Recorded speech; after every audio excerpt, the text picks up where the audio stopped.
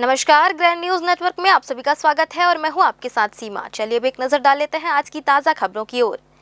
Railway प्रशासन ने digital India को बढ़ावा देते हुए रेल वन ऐप से अनारक्षित टिकट बुकिंग पर 3% छूट और कैशबैक की सुविधा देने का बड़ा फैसला किया है। अब रेल वन ऐप से टिकट बुकिंग करना न सिर्फ आसान होगा बल्कि यात्रियों की जेब पर भी हल्का पड़ेगा। अगर यात्री यूपीआई डेबिट कार्ड या क्रेडिट कार्ड जैसे डिजिटल भुगतान माध्यमों से अनारक्षित टिकट बुक करते हैं तो उन्हें टिकट मूल्य पर 3% की छूट मिलेगी। वहीं जो यात्री पहले से आर वॉलेट का उपयोग कर रहे हैं उन्हें पहले की तरह ही 3% बोनस कैशबैक मिलता रहेगा। यानी इस व्यवस्था में कोई बदलाव नहीं किया गया है। यह विशेष सुविधा 14 जनवरी 2026 से 14 जुलाई 2026 तक लागू रहेगी। इस दौरान यात्रियों की प्रतिक्रिया और योजना के असर का आकलन CRIS द्वारा किया जाएगा। रेलवे प्रशासन ने यात्रियों से अपील की है कि वे इस सुविधा का अधिक से अधिक लाभ उठाएं और डिजिटल भुगतान अपनाएं और तेज, सुरक्षित, कैशलेस और पर्यावरण अनुकूल रेल यात्रा को बढ़ावा दें। बिलासपुर जिले के मस्तूरी थाना क्षेत्र में बैंक से रुपए निकालकर घर लौट रही एक महिला के साथ उठाईगिरी की घटना सामने आई है। जानकारी के मुताबिक मल्हार चौकी क्षेत्र के ग्राम अकोला की रहने वाली प्रेम कुमारी कुर्रे मंगलवार सुबह मस्तूरी स्थित एक बैंक से 1,02,000 रुपए निकालकर पैदल अपने घर की ओर जा रही थी। रास्ते में साड़ी गंदी हो जाने पर वह पास स्थित हैंड पंप के पास रुकी और रुपए से भरा थैला एक पेड़ में टांग दिया। इस दौरान पीछे से आए अज्ञात युवक ने मौके का फायदा उठाया और थैला लेकर फरार हो गया। जब महिला ने थैला गायब देखा तो उसने शोर मचाया और आसपास मौजूद लोगों को इसकी जानकारी दी, जिसके बाद पुलिस को सूचना दी गई। सूचना मिलते ही पुलिस मौके पर पहुंची और पीड़िता की शिकायत पर चोरी का मामला दर्ज कर जांच शुरू कर दी है। पुलिस आसपास लगे CCTV कैमरों के फुटेज खंगाल रही है ताकि आरोपी की पहचान की जा सके। बिलासपुर जिले के मस्तूरी विकासखंड अंतर्गत ग्राम पंचायत विद्याडीह में संचालित शासकीय उचित मूल्य दुकान में सामने आई गंभीर अनियमितताओं ने सार्वजनिक वितरण प्रणाली पर ही सवाल खड़े कर दिए हैं। खाद्य विभाग की जांच रिपोर्ट में सरकारी राशन के भंडारण, वितरण और मूल्य निर्धारण में भारी गड़बड़ी सामने आने के बावजूद अब तक किसी भी जिम्मेदार के खिलाफ कोई ठोस कार्रवाई नहीं की गई है। जाँच में पाया गया कि दुकान में 72 क्विंटल से अधिक चावल अतिरिक्त था। वहीं मई से अक्टूबर 2025 के बीच दुकान प्रति माह महज 3 से 17 दिन ही खोली गई, जिससे 110 से अधिक राशन कार्ड धारी खाद्यान्न से वंचित रह गए। हितग्राहियों से शासन द्वारा तय दर से अधिक कीमत पर शक्कर बेचे जाने, नियमित वितरण नहीं करने और आवश्यक पंजियों के संधारण में लापरवाही भी उजागर हुई है। इतना ही नहीं, दुकान में CCTV कैमरा और खाद्य विभाग की हेल्पलाइन तक प्रदर्शित नहीं पाई गई। मामले में SDM मस्तूरी द्वारा अध्यक्ष, सचिव और विक्रेता को नोटिस जारी कर जवाब तलब किया गया है, लेकिन नोटिस की प्रक्रिया के बाद भी कार्रवाई की रफ्तार बेहद धीमी है। इधर ग्रामीणों ने सरकारी चावल की कालाबाजारी का आरोप लगाते हुए वीडियो साक्ष्य भी सौंपे हैं। इसके बाद प्रशासन की भूमिका पर सवाल उठने लगे हैं और गाँव में आक्रोश लगातार बढ़ता जा रहा है। बिलासपुर से इस वक्त की बड़ी खबर सामने आ रही है, जहां हिंदू संगठनों ने बांग्लादेश में हिंदुओं पर हो रहे अत्याचार के विरोध में जोरदार प्रदर्शन किया। शहर के पुराने बस स्टैंड पर बड़ी संख्या में जुटे कार्यकर्ताओं ने बांग्लादेश सरकार के खिलाफ नारेबाजी करते हुए पुतला दहन किया। प्रदर्शनकारियों का कहना है कि बांग्लादेश में लगातार हिंदुओं की हत्या और उत्पीड़न की घटनाएं सामने आ रही हैं, जो बेहद चिंताजनक है और निंदनीय भी है। उनका आरोप है कि एक समय बांग्लादेश में हिंदुओं की आबादी बड़ी संख्या में थी, लेकिन अत्याचार और पलायन के चलते यह संख्या लगातार घटती चली जा रही है। हिंदू संगठनों ने भारत सरकार से मांग की है कि वह इस मामले में अब केवल कूटनीतिक स्तर पर ही नहीं बल्कि ठोस और कड़े कदम उठाए। प्रदर्शनकारियों का कहना है कि जरूरत पड़ने पर भारत सरकार को बांग्लादेश में हिंदुओं की सुरक्षा के लिए फोर्स भेजनी चाहिए और अत्याचार करने वालों को मुंहतोड़ जवाब देना चाहिए। साथ ही पीड़ित हिंदुओं को सुरक्षित निकालकर भारत में बसाने की भी मांग की गई। जिस तरह से बांग्लादेश में हिंदुओं पर अत्याचार हो रहा है, उसे लेकर आज बस स्टैंड में पुरजोर विरोध किया जा रहा है। हिंदू संगठन के लोग, यहाँ राम सिंह भी मौजूद है। राम सिंह जी, अभी आपने पुतला दहन किया, क्या कुछ कहना है आपका? जिस तरह से भी बांग्लादेश में अत्याचार हिंदुओं पर किया जा रहा है, बांग्लादेश के हिंदू भाइयों के ऊपर अत्याचार जो हो रहा है उसको देख के खून खौल रहा है। अरे मुझे तो तरस आता है भारत के हिंदुओं पर। अरे हिंदुओं कब जागोगे? तुम्हारे हिंदू भाइयों का सरेआम कत्ल हो रहा है, वो भी पुलिस स्टेशन से निकाल करके उसको जिहादियों के पास सौंपा जा रहा है बांग्लादेशी पुलिस के द्वारा, और हमारे भारत के हिंदू खामोश बैठे हैं। और बांग्लादेश के हिंदुओं पे भी तरस आता है। अरे बांग्लादेशी नपुंसकों कब जागोगे? कोई बांग्लादेश की सरकार तुमको नहीं बचा सकती, तुमको खुद एक होना पड़ेगा, तुमको खुद घर से निकलना पड़ेगा।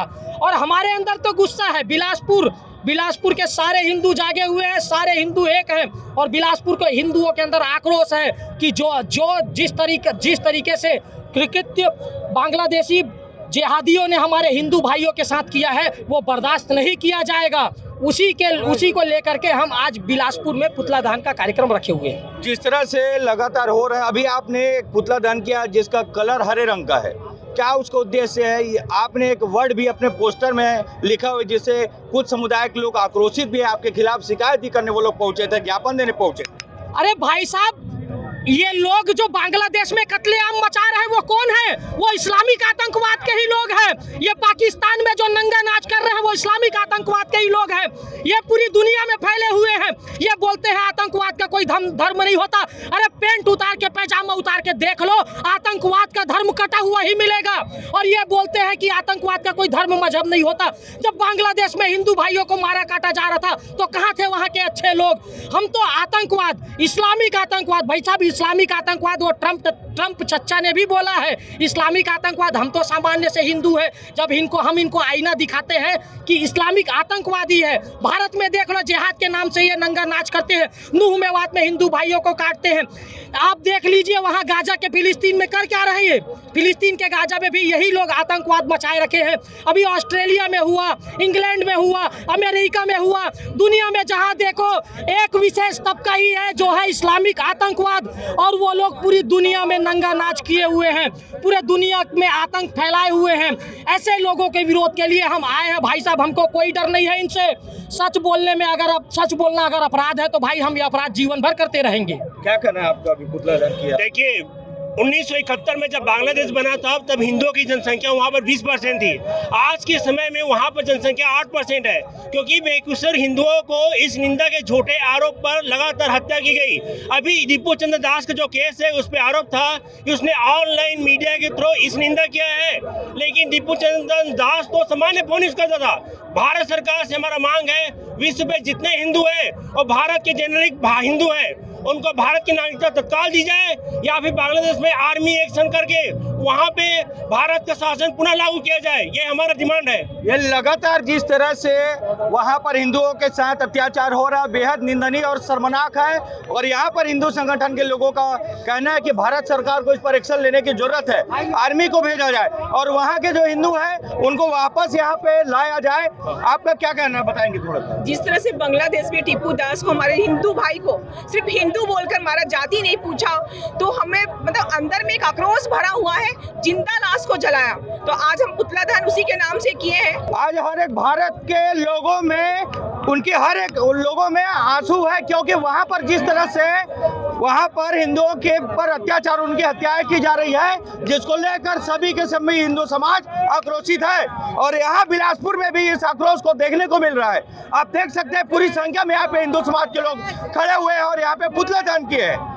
कैमरामैन राहुल ठाकुर के साथ Pintu Dubey, grand news. Press club Bilaspur की नवनिर्वाचित कार्यकारिणी ने आज निर्माणाधीन प्रेस क्लब भवन का निरीक्षण किया, जहां नगर निगम बिलासपुर के नवनियुक्त आयुक्त प्रकाश कुमार सर्वे भी पदाधिकारियों के साथ मौजूद रहे। निरीक्षण के दौरान प्रेस क्लब अध्यक्ष अजीत मिश्रा, उपाध्यक्ष विजय क्रांति तिवारी, सचिव संदीप करिहार, कोषाध्यक्ष किशोर सिंह सहित कार्यकारिणी सदस्य कैलाश यादव ने भवन की वर्तमान स्थिति का जायजा लिया। इस अवसर पर अध्यक्ष अजीत मिश्रा ने नगर निगम आयुक्त से चर्चा करते हुए बताया कि प्रेस क्लब भवन बीते कई महीनों से बंद पड़ा है, जिसके कारण शहर के पत्रकारों को बैठने, कार्य करने और आपसी संवाद स्थापित करने में गंभीर कठिनाइयों का सामना करना पड़ रहा है। उन्होंने स्पष्ट रूप से मांग रखी कि भवन का नवीनीकरण कार्य 15 दिनों के भीतर पूर्ण कर प्रेस क्लब को सौंपा जाए। भवन के बंद रहने से पत्रकारों की सामूहिक बैठकों और दैनिक गतिविधियों में लगातार बाधा उत्पन्न हो रही है। नगर निगम आयुक्त प्रकाश कुमार सर्वे ने निरीक्षण के दौरान संबंधित अधिकारियों को आवश्यक दिशा निर्देश दिए और निर्माण कार्य में तेजी लाकर जल्द पूरा करने का आश्वासन दिया।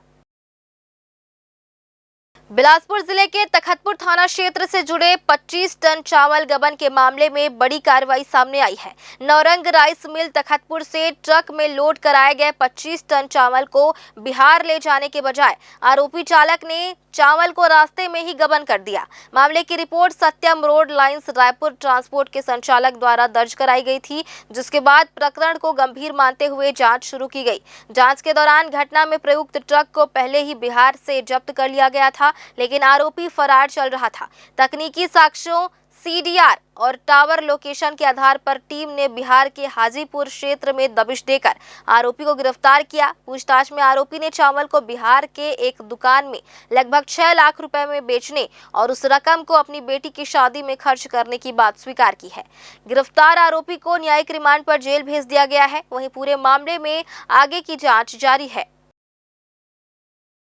बिलासपुर के सरकंडा थाना क्षेत्र में दिन दहाड़े कट्टा अड़ाकर लूट के प्रयास के मामले में पुलिस को बड़ी सफलता मिली है। कंपनी गार्डन के पास समोसा दुकान लगाने वाले युवक से सोने की चेन लूटने की कोशिश करने वाले अंतर्राज्यीय गिरोह के एक आरोपी को गिरफ्तार किया गया है। घटना के बाद पुलिस ने इसे गंभीर चुनौती के रूप में लेते हुए जांच शुरू की और शहर के करीब 300 से अधिक सीसीटीवी कैमरों के फुटेज खंगाले।